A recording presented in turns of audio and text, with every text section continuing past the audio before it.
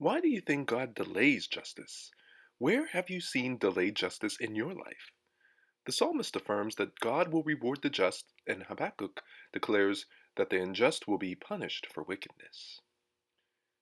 The prophet questions the silence of God while the righteous seem to be swallowed up and compares God's people to a sea of fish being hooked, tangled, and caught with ease by their foes, whom he compares to fishermen who worship their nets and hooks.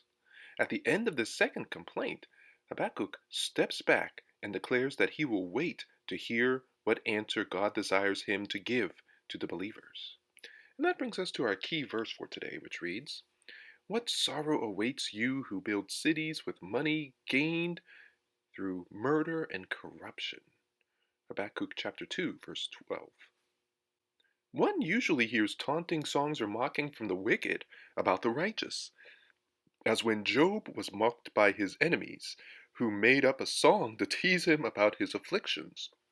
But when the righteous finally see God punish the unrighteous, they will boldly mock the wicked with their taunting songs. In the text that follows, God uses this sarcastic song or poem that the captives will sing to explain how he will punish the wicked Chaldeans. The song has several woes and addresses the Chaldeans as individuals. The first woe is to those who gain by theft and cruel lending practices. The distribution of spoils became a joyous occasion. Now the tables are turned. Instead of the righteous becoming spoil for the wicked would become spoil for the righteous. What the Chaldeans have done to others will be done to them. All of this is punishment for the human blood that was shed and the violence inflicted on Judah. Verse 9 contains the second woe of the taunting song. This woe refers to the household of him that coveteth, evil covetousness. Everything the object of this taunt gains is illegally obtained through unnecessary violence, just so that he could build a high place in order to be delivered from those who would harm him. Evil people know what evil people do and how they think, so they must constantly protect themselves from the other evil people and from those whom they have victimized. The materials of the house itself speak in a call and response chorus, with the stone walls starting and the wooden beams answering, testifying to the evil that has been done. The familiar saying, "If only these walls could talk," certainly implies here. The city of the oppressors has been built with human blood. It has been prepared with iniquity or injustice. These three woes increase in scope from the individual to the city.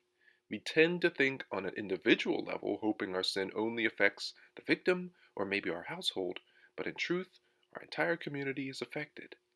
Thankfully, verse 14 is a promise from God that one day there will be as much knowledge of God around the world as there is water in the sea.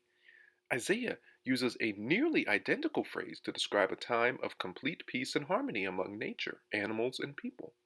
At that time, the Messiah will rule the earth justly and will call all his people from all over the earth.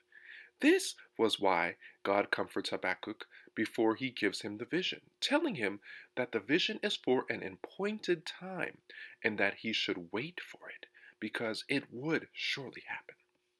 Here's our lesson. Even though things look as though they are not going to change, God tells Habakkuk to keep waiting because he would see the fulfillment of God's promise in the end. Meanwhile, God encourages him with the knowledge that the just shall live by his faith, a refrain the people of God remember throughout the Bible. The lesson of the text is that God is not asleep, and God will ultimately get the glory. But God's people must use their power to speak against the systems of oppression and injustice to spark the desired change. Thank you so much for listening and subscribing to iLights.